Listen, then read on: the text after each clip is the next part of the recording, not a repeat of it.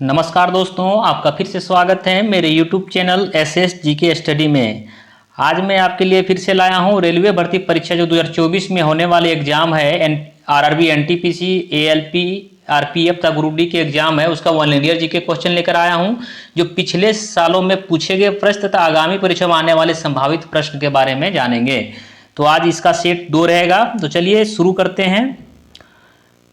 इस सेट 2 का 51वां नंबर प्रश्न रहेगा, देश बंधु के नाम से किसे जाना जाता है। तो आपको बता दें, देश बंधु के नाम से किसे जाना जाता था? चित्तरंजन दास को जाना जाता था। याद रखिएगा, देश बंधु के नाम से किसे जाना जाता है? चित्तरंजन दास को। और इसी में आता है कि दीन बंधु के नाम से किसे जाना जाता है। तो बता दें, दीन बंधु के नाम से सीएफ एंड्रूज को जाना जाता है। किसको? सीएफ एंड्रूज को जाना जाता है। देश बंधु चित्तरंजन दास और दीन बंधु सीएफ एंड्रूज को जाना जाता है। 52 नंबर प्रश्न रहेगा, भारत में पहली बार राष्ट्रीय आय का अनुमान किसने लगाया था। आपको बता दें, भारत में जो पहली बार राष्ट्रीय आय का अनुमान लगाया था, किसने लगाया था? दादा भाई नौरोजी ने। इसलिए राइट आंसर क्या होगा? दादा भाई नौरोजी। कब लगाए थे? 1868 ईस्वी में ही। 1868 ईस्वी में ही दादा भाई नौरोजी ने भारतीय राष्ट्रीय आय का अनुमान लगाया था। 53 नंबर प्रश्न रहेगा, किस शहर को भारत का सिलिकॉन वैली के नाम से जाना जाता है। तो बता दें, सिलिकॉन वैली के नाम से बेंगलोर को जाना जाता है। किसको जाना जाता है? सिलिकॉन वैली के नाम से जाना जाता है बेंगलोर को। 54 नंबर प्रश्न रहेगा, भारत के सर्वोच्च न्यायालय के पहले मुख्य न्यायाधीश कौन थे। भारत के सर्वोच्च न्यायालय के पहले मुख्य न्यायाधीश थे, वो कौन थे? हीरालाल जे कानिया। याद रखिएगा, भारत के सर्वोच्च न्यायालय के पहले न्यायाधीश कौन थे? हीरालाल जे कानिया। 55 नंबर प्रश्न रहेगा, दुनिया की पहली महिला प्रधानमंत्री कौन है। यानी विश्व की पहली महिला प्रधानमंत्री कौन थी? श्रीमावो भंडारनायके। कहाँ की? श्रीलंका की। याद रखिएगा, श्रीलंका के जो पहले प्रधानमंत्री, महिला प्रधानमंत्री कौन थी? पहले श्रीमावो एस भंडारनायके, जिसको बोलते हैं शॉर्ट में एस भंडारनायके, यानी पूरा नाम हुआ श्रीमावो भंडारनायके। 56 नंबर प्रश्न रहेगा, पेनिसिलिन का आविष्कार किसने किया था। तो आपको बता दें, पेनिसिलिन का जो आविष्कार जो किया था वो किसने किया था? अलेक्जेंडर फ्लेमिंग ने। 57 नंबर प्रश्न रहेगा, भारत के पहले मुख्यमंत्री कौन है। इसमें देखिए छूट गया, भारत के पहले महिला मुख्यमंत्री होगा। भारत के पहले महिला मुख्यमंत्री कौन है? तो हो जाएगा सुचेता कृपलानी। कहाँ की बनी थी? उत्तर प्रदेश की, यूपी की बनी थी। ये पहले महिला मुख्यमंत्री है जो उत्तर प्रदेश की बनी थी, सुचेता कृपलानी। 58 नंबर प्रश्न रहेगा, कोणार्क का सूर्य मंदिर कहाँ स्थित है। तो बता दें, कोणार्क का जो सूर्य मंदिर है कहाँ स्थित है? ओडिशा में स्थित है। याद रखिएगा, कोणार्क का सूर्य मंदिर जो है वो ओडिशा में स्थित है। 59 नंबर प्रश्न है, भारत का सबसे ऊंचा जलप्रपात कौन सा है। तो आपको बता दें, भारत का जो सबसे ऊंचा जलप्रपात है जोग या तो इसी को क्या बोलता है? गरसोप्पा। याद रखिएगा, इसी का नाम है जोग या गरसोप्पा जलप्रपात। कहाँ पे है? कर्नाटक में है। याद रखिएगा, यही सबसे ऊंचा जलप्रपात है। कहाँ पे स्थित है? कर्नाटक में है। किस राज्य में पूछा जाएगा? तो कर्नाटक। याद रखिएगा, भारत का सबसे ऊंचा जलप्रपात है जोग या गरसोप्पा। 60 नंबर प्रश्न रहेगा, गोबर गैस में मुख्य रूप से कौन सी गैस पाई जाती है। तो बता दें, गोबर गैस में जो है मुख्य रूप से मीथेन पाया जाता है। क्या पाया जाता है? मीथेन। मीथेन का फॉर्मूला क्या होता है? CH4। याद रखिएगा, ये भी कभी कभी पूछता है मीथेन का क्या है रासायनिक फॉर्मूला, तो इसका हो जाएगा CH4। 61 नंबर प्रश्न रहेगा, वायुयान के टायर में कौन सी गैस भरी जाती है। तो बता दें, वायुयान की जो टायर में जो है गैस कौन सी भरी जाती है? हीलियम भरी जाती है, इसलिए इसका आंसर क्या हो जाएगा? हीलियम। 62 नंबर प्रश्न रहेगा, 1857 के क्रांति के समय भारत के वायसराय कौन थे। तो बता दें, 1857 के क्रांति के समय भारत के वायसराय कौन थे? Lord Canning. इसलिए याद रखिएगा, 1857 के क्रांति के समय भारत के वायसराय कौन थे? Lord Canning. यदि पूछा जाए कि पहले वायसराय कौन थे, तो यही लॉर्ड कैनिंग ही, इसी में वायसराय पद का स्टार्टिंग हुआ था लॉर्ड कैनिंग से ही। 63 नंबर प्रश्न है, भारतीय राष्ट्रीय कांग्रेस के प्रथम अध्यक्ष कौन थे। बता दें, भारतीय राष्ट्रीय कांग्रेस के प्रथम अध्यक्ष कौन थे? तो हो जाएंगे उमेश चंद्र बनर्जी, यानी कि शॉर्ट नेम क्या है? WC बनर्जी जो है भारतीय राष्ट्रीय कांग्रेस के प्रथम अध्यक्ष थे। बता दें, भारतीय राष्ट्रीय कांग्रेस की जो स्थापना हुई थी 1885 ईस्वी में लॉर्ड डफरिन के शासनकाल में। कब हुआ था? 1885 ईस्वी में।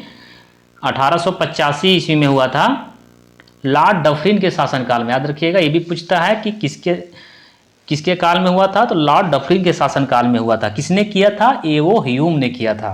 याद रखिएगा, भारतीय राष्ट्रीय कांग्रेस की स्थापना लॉर्ड डफरिन के शासनकाल में 1885 ईस्वी में एओ ह्यूम के द्वारा किया गया था। इसके पहले अध्यक्ष कौन थे? WC बनर्जी।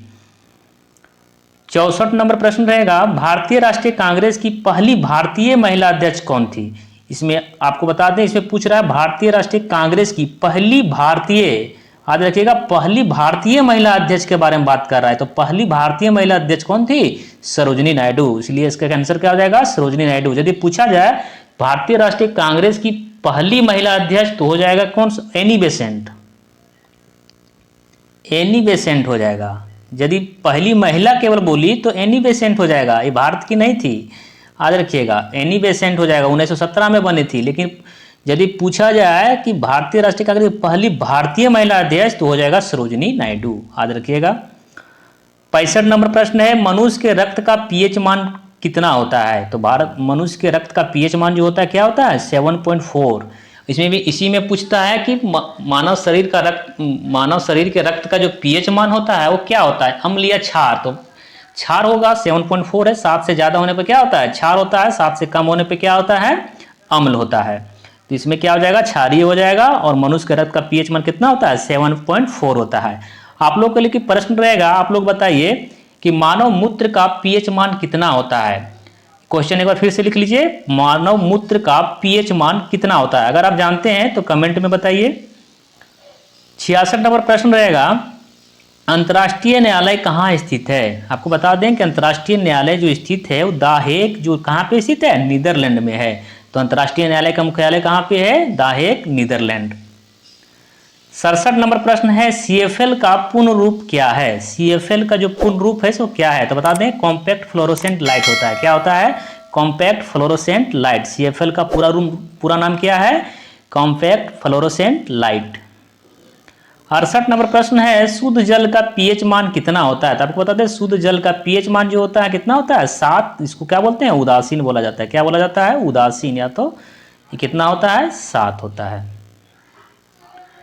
69 नंबर प्रश्न रहेगा, आधुनिक आवर्त सारणी में कितने समूह और आवर्त होते हैं? तो बता दें आधुनिक आवर्त सारणी जो है किसके द्वारा बनाया गया? आधुनिक आवर्त सारणी मोसले के द्वारा जो तैयार किया गया है उसमें 18 समूह है और 7 आवर्त है। याद रखिएगा कि आधुनिक आवर्त सारणी को किसने बनाया था? मोसले ने बनाया था। और इसमें 18 समूह और 7 आवर्त हैं। 70 नंबर प्रश्न है, अबरक का विश्व की सबसे बड़ा उत्पादक देश कौन सा है? तो अबरक का सबसे बड़ा उत्पादक देश कौन सा है? आपको बता दें अबरक के लिए सबसे फेमस है उत्तर प्रदेश है। और यदि राज्य में पूछा जाए भारत में तो कौन सा हो जाएगा? आंध्र प्रदेश हो जाएगा। राज्य में क्या हो जाएगा? आंध्र प्रदेश। याद रखिएगा आंध्र प्रदेश सबसे ज्यादा उत्पादन करता है अबरक का।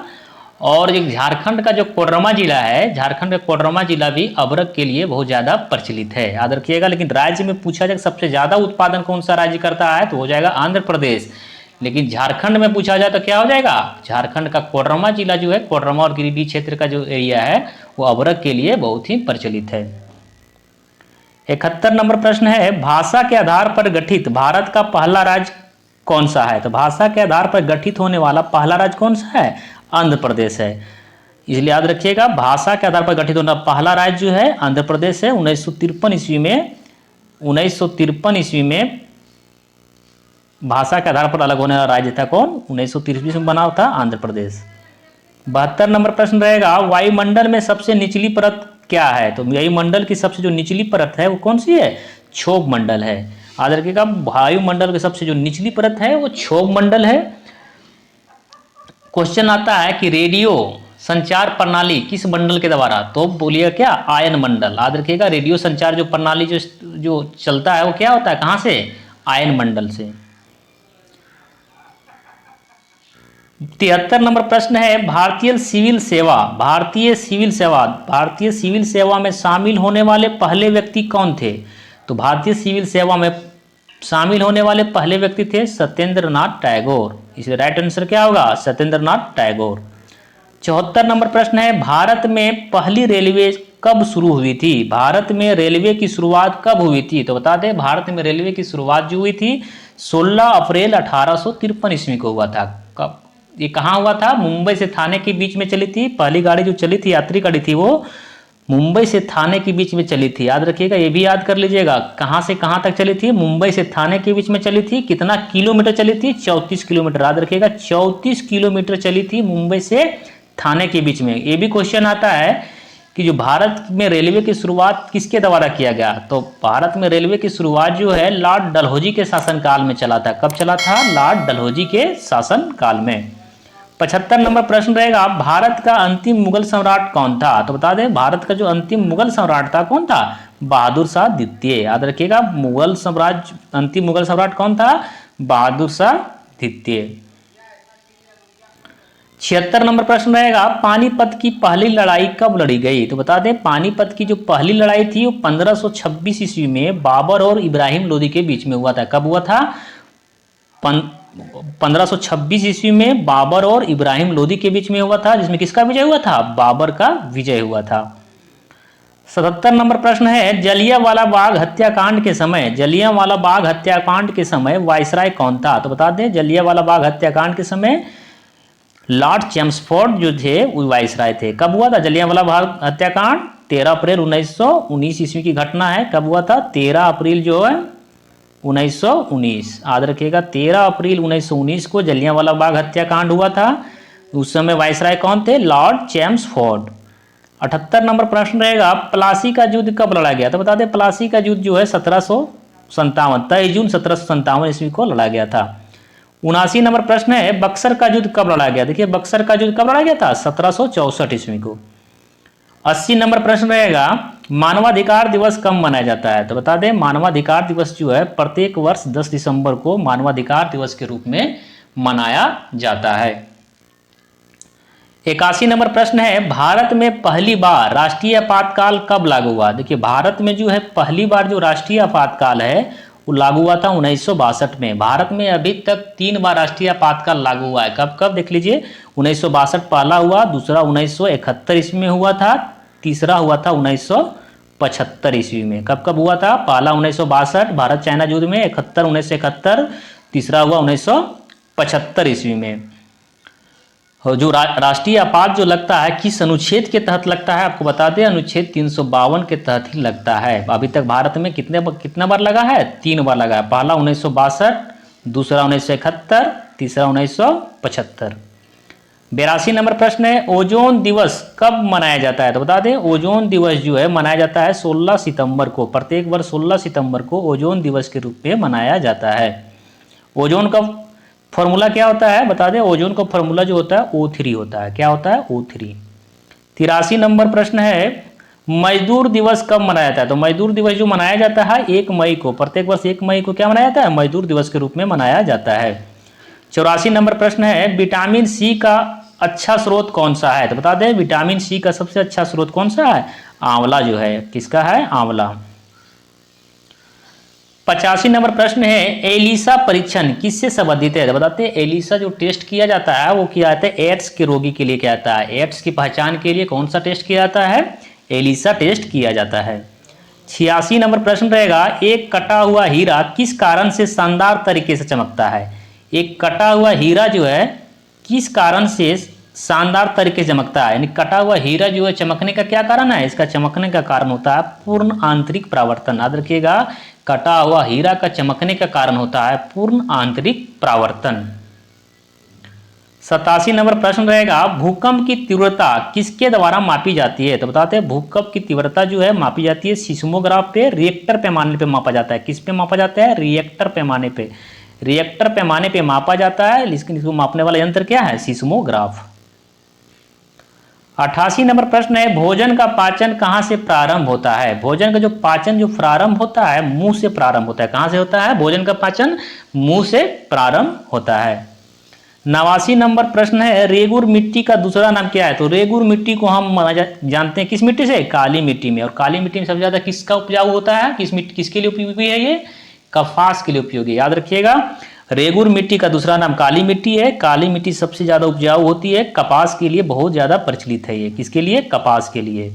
काली मिट्टी सबसे ज्यादा कहाँ पाया जाता है? किस राज्य में? गुजरात में पाया जाता है। 90 नंबर प्रश्न है, गुरु शिखर चोटी किस राज्य में स्थित है? बता दें, गुरु शिखर जो चोटी है वो राजस्थान में स्थित है। किस पे स्थित है? राजस्थान।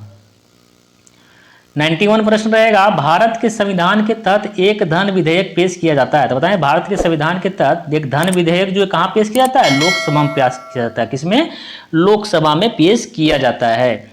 भारत में धन विधेयक जो है अनुच्छेद 110, किसमें अनुच्छेद जो है 110 के तहत, अनुच्छेद 110 में धन विधेयक की चर्चा किया गया है और अनुच्छेद 112 में वित्त विधेयक का चर्चा किया गया। कहाँ किया गया है? धन विधेयक को अनुच्छेद 110 के तहत लोकसभा में पास किया जाता है और वित्त विधेयक की बात किया जाए तो क्या किस अनुच्छेद के तहत? तो 112 के तहत। 92 नंबर प्रश्न है, निम्नलिखित में से किसे भंग नहीं किया जा सकता है लेकिन किसी भी समय समाप्त किया जा सकता है? तो हो जाएगा राज्य विधान परिषद। राज्य विधान परिषद ऐसा है कि उसे भंग नहीं किया जा सकता है लेकिन पूर्णतः क्या है? समाप्त किया जा सकता है। याद रखिएगा इसको कि इसे भंग नहीं किया जा सकता लेकिन समाप्त किया जा सकता है। 93 नंबर प्रश्न है, संसद में शून्यकाल कब माना जाता है? तो बता दें, संसद में जो शून्यकाल का समय होता है, प्रश्नकाल के ठीक बाद वाला काल को क्या बोला जाता है? शून्यकाल बोला जाता है। शून्यकाल का समय होता है दोपहर 12 बजे से 1 बजे तक का समय को हम क्या बोलते हैं? शून्यकाल। यह काल जो आता है प्रश्नकाल के ठीक बाद वाला काल को क्या बोलते हैं? शून्यकाल। 94 नंबर प्रश्न है, संविधान सभा की पहली बैठक कब हुई थी? तो संविधान सभा की जो पहली बैठक हुई थी, बता दें 9 दिसंबर 1946 ईस्वी को संविधान सभा की पहली बैठक हुई थी। 95 नंबर प्रश्न है, भारत के राष्ट्रपति पर महाभियोग की प्रक्रिया किस देश से लिया गया है? भारत के राष्ट्रपति पर महाभियोग की प्रक्रिया जो लिया गया है यूएसए के संविधान से लिया गया है। 96 नंबर प्रश्न है, किसका उपयोग परमाणु रिएक्टरों में मॉडरेटर के रूप में किया जाता है? तो बता दें, मॉडरेटर के रूप में ग्रेफाइट का प्रयोग किया जाता है। किसका प्रयोग किया जाता है? ग्रेफाइट का। 97 नंबर प्रश्न है, निकट दृष्टि दोष को दूर करने वाला लेंस कौन सा है? अवतल लेंस और दूर दृष्टि दोष को दूर करने के लिए उत्तल लेंस। 98 नंबर प्रश्न रहेगा, मिश्रित अर्थव्यवस्था का अर्थ है? मिश्रित अर्थव्यवस्था का क्या अर्थ है? मिश्रित अर्थव्यवस्था मतलब होता है सार्वजनिक और निजी क्षेत्रों का सहअस्तित्व, यानी दोनों क्षेत्र का सहअस्तित्व रहता है, उसी को क्या बोलते हैं? मिश्रित अर्थव्यवस्था। 99 नंबर प्रश्न रहेगा, भारत और चीन ने किस वर्ष में पंचशील समझौते पर हस्ताक्षर किए थे? तो बता दें, पंचशील समझौते पर जो हस्ताक्षर हुआ था 1954 ईस्वी में हुआ था। कब हुआ था? 1954 ईस्वी में। और सेट का अंतिम प्रश्न रहेगा, 100 नंबर प्रश्न रहेगा, मोती का मुख्य रूप से किसका बना होता है? बता दें, मोती जो मुख्य रूप से बना होता है वो कैल्शियम कार्बोनेट का बना होता है। किसका बना होता है? कैल्शियम कार्बोनेट का बना होता है। मोती का मुख्य रूप से किसका बना होता है? कैल्शियम कार्बोनेट का बना होता है। किसका बना होता है? इसका फॉर्मूला क्या होता है? CaCO3। याद रखिएगा, इसका फॉर्मूला क्या होता है? CaCO3। चलिए आपको मिलते हैं नेक्स्ट वीडियो में, तब तक के लिए धन्यवाद।